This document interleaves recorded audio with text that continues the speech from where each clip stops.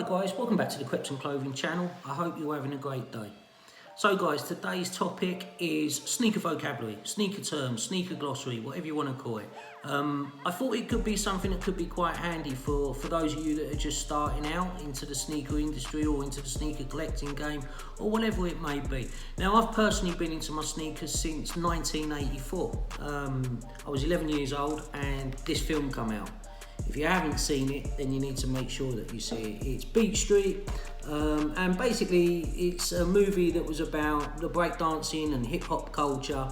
And like I say, this was in the early 80s. This come out in 1984. I was 11 years old, and the outfits that were being worn in this particular film were absolutely incredible.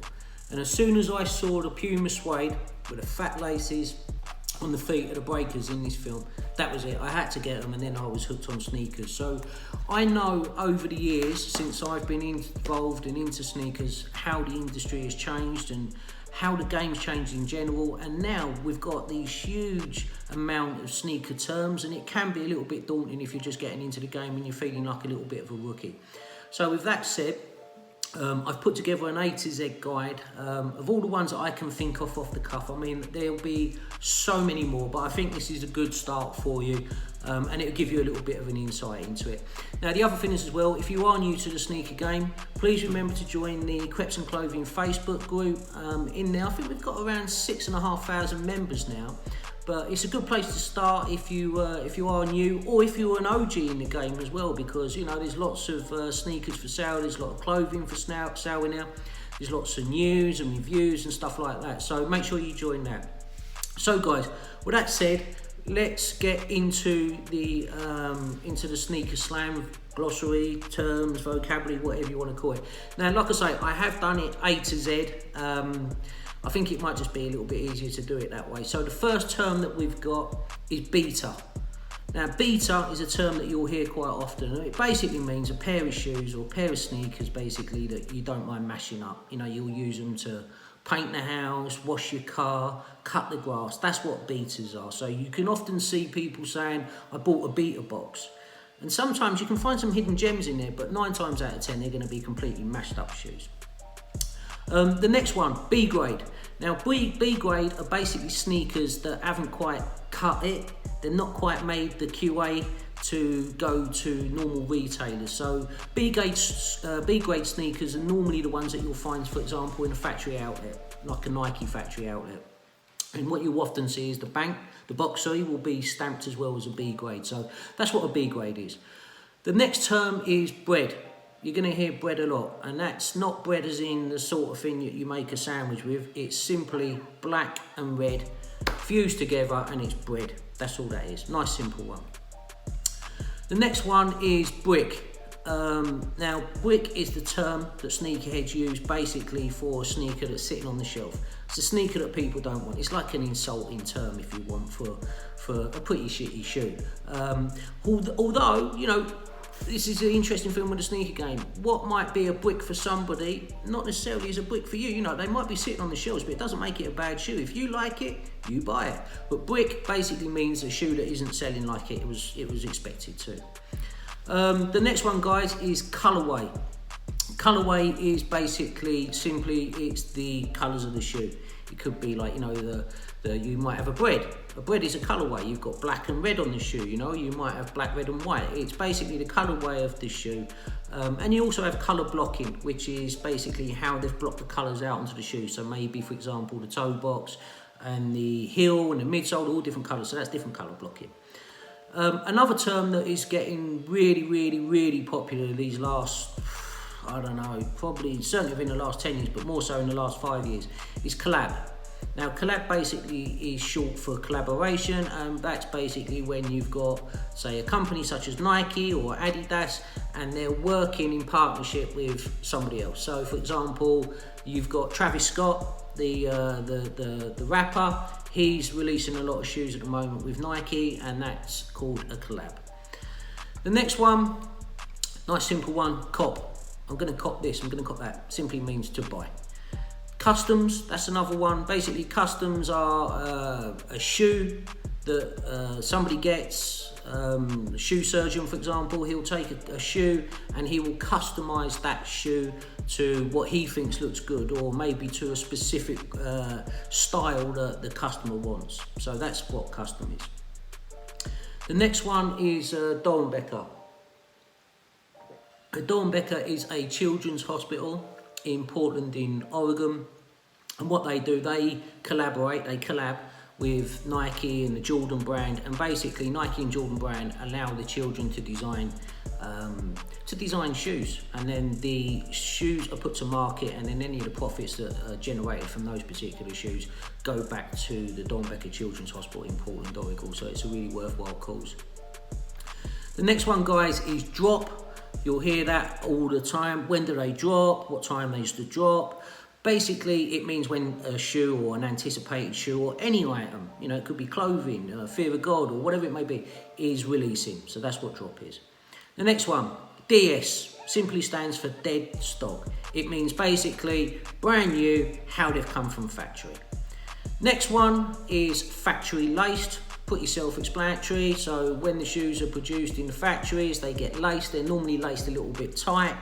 When you get the shoe in the box, it's factory laced. So if you see factory laced, that's what it means. It literally is as per factory. The next one is an interesting one, F&F, which means friends and family. Now, friends and family are very sought after pairs. These are normally pairs that the company, say Nike, for example, will produce in very limited quantities. So when you've got somebody like Travis Scott, for example, putting a sneaker together, the company Nike will do some F&F pairs, some friends and family pairs, and they will be given to, say, Travis Scott, and he can pass them out to friends and family. However, they're really nice items for collectors to try and get, and they're normally very expensive. Okay, the next one is Fsr Full Size One. So that basically means that it's a shipment of normally from sizes USA up to US 14, but sometimes it can be a US 6.5 up to a US 15 sizing, but that's what a full size one means. The next one you'll hear a lot as well is Growl. Sneakerheads all seem to have a Growl shoe. So basically a Growl is normally a shoe that the sneakerhead would love to get hold of, or they've already got hold of it, but that particular shoe is the be all and end all of sneakers for that particular person, and that's classed as a Growl. The next one is GR. GR is basically an abbreviation for general release. So this is when you've got a particular sneaker which is released in huge numbers and it just classed as a GR. It's a general release, it's an easy cop.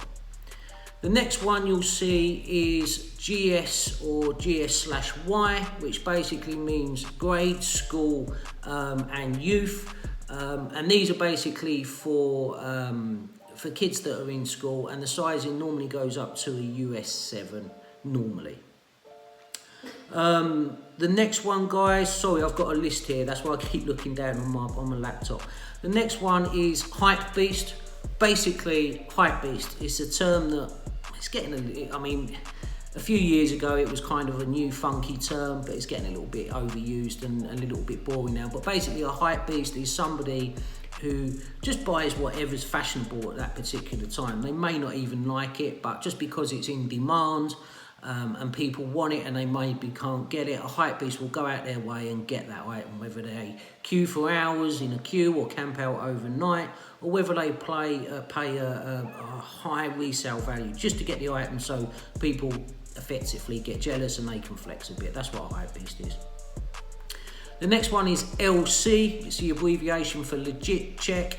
Unfortunately, it's different than what it used to be in 1984 and even the 90s when I first got involved in the game. There's so many fake items out there at the moment that it's hard to tell the difference. It really is. So people will often ask for an LC or a legit check. So LC is legit check. Lace swap, pretty self-explanatory. Changing the laces out, putting another set of laces in. NIB, N-I-B, basically stands for new in box. So if you're buying an item from a reseller and you see the term NIB, it basically means new in box. Again, if you're buying from a reseller, you might see in the description for the sneaker, OG all. Basically, that means that everything is exactly as it was. So if the sneaker came with spare laces, stickers in the box, maybe a hand tag, the original box is OG all, original everything. The next one, PADS, which basically stands for passed as dead stock. So it basically means maybe someone's bought a shoe, they've slipped a foot into it on the carpet just to try it on, just to try the size on. So it's effectively kind of dead stock, but it's passable as dead stock. The next one is PE, which stands for player exclusive, and this is normally a sneaker that is made for one particular athlete. A lot of collectors, particularly in the States, more so in the States if I'm honest, than certainly here in Europe, but in the States in particular, PE, player exclusives, are very collectible. The next one is PS, which stands for preschool sizes, so that's like for toddler sizes effectively. Okay, the next one you'll see is QS or Quick Strike. Basically, QS means it's like a limited release.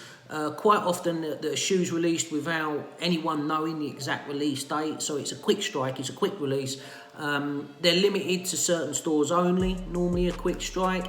So yeah, it's a shoe that is quite often just thrown out there and nobody really knows anything about it, nobody knows it's coming. So that's what QS or Quick Strike means. The next one, not the nicest of terms, but it's rape. Yeah, I said that correctly, rape.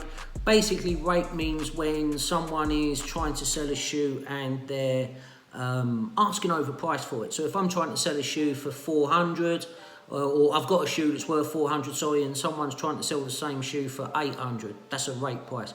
But also, quite often in Europe, they use the term when somebody is lowballing. So if I've got a shoe that's worth 400 I'm trying to sell and somebody gives me a rape price, they're trying to rape me, they want to pay me £100. That's also rape. But it's not a nice term, but it is a term that is used quite often. The next term is retro. Basically, retro is a remake or a restock but of the original shoe. So for example, the Air Max 1 Curry, we had the OG one, and then they done a remake of it, which would be classed as a retro. The next term is sample. Sample is basically it's a prototype. It's a prototype of a shoe before it goes to release to the general public. So samples are very nice to get if you are a collector, and you will quite often see that the actual sample shoes that are produced are quite often completely different from the shoes that they actually release to the general public. But normally, if you are lucky enough to get a sample shoe, you can find that they are often very expensive. Sneakerhead, basically a sneakerhead is anyone who's passionate about shoes.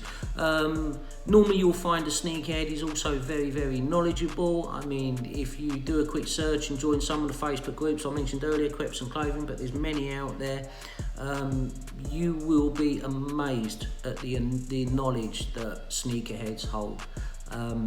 Like I say, I've been in the game a long time, and still now I'm impressed daily with some of the stuff that I see in groups that I belong to. You know, the knowledge that people have got is absolutely vast. But that's a sneakerhead, someone who's passionate and holds a high amount of knowledge about shoes. The next one, very, very common one, TTS, which means true to size. So basically, putting it quite simply, if you're a size 8, TTS would mean buy in your normal size. So if you're normally a size 8 and someone says, yeah, I'll buy it in a TTS, that would mean buy true to size. So buy it in the size that you normally wear, which would be, say, an 8. UNDS, which basically means undead stock, so it's wearing a sneaker for the first time. So all the time it's in a box is dead stock, and then as soon as you put that on your feet for the first time, you're unDSing it, so you're undead stocking it. The next one is one that again has got more popular over the last maybe 3-4 years, Unauthorized. Unauthorized is basically a sneaker which can be a replica or fake. However, a lot of the time now, the manufacturers will be given huge amounts of material. So let's imagine Nike, for example, contract a particular shoe to a particular manufacturer in, say, China. They will be given additional material, additional soles, additional air boxes, everything. And what you can find sometimes is that these unauthorized, yes, they're fake, yes, they're fugazi, they're foo-foo, whatever term you want to use, but quite often they are exactly the same as the original. It's just they've not been authorized by the manufacturer to go to market. They are the ones that are really difficult, and they're the ones that when you see people asking for a legit check, it's because they've got their doubts, but they can be that difficult to spot that they're not a real original shoe. The next one, VNDS, stands for basically very near dead stock. It means maybe they've worn the shoe around the house just to try it, see if they like it. Maybe the sole's got a tiny little bit of dirt or dust on it, but it's basically dead stock. So you'll see very near dead stock. And some people will put like VVVNDS, right? Very, very, very near dead stock, but that's basically what that means. Getting down there last now, guys, there's only a few left. The next one is WTB, want to buy. WTS, want to sell. WTT, want to trade. And then the last one is a W or an L. You took a W or you took an L, which basically means you got to win or you got to lose. So for example, you went after a particular shoe on the sneakers app and you took an L. You went for the raffle and you didn't get it, or you went after a shoe on the sneakers app and you was lucky enough, and if you do, it's a miracle, to get a win on there. So that'd be you took a W on it. So guys, I hope that's helped you all out a little bit. I'm sorry it was quite long, and I did try to keep it as short as I can, but there's so many terms, and these were the main ones that I thought might help you out. So with that said, I'm going to wrap up the video. If you're new to the channel, please remember to subscribe, like and comment. It really helps the channel out. I think now we've got about 8 or 9 vlogs that I've put out, but I'm nowhere near I need to be. I really need to pump these numbers up. So guys, please, if you've enjoyed the vlog, just do that for us. Subscribe, like and comment, really helps out. With that said, have a great day, guys. I'll catch you soon.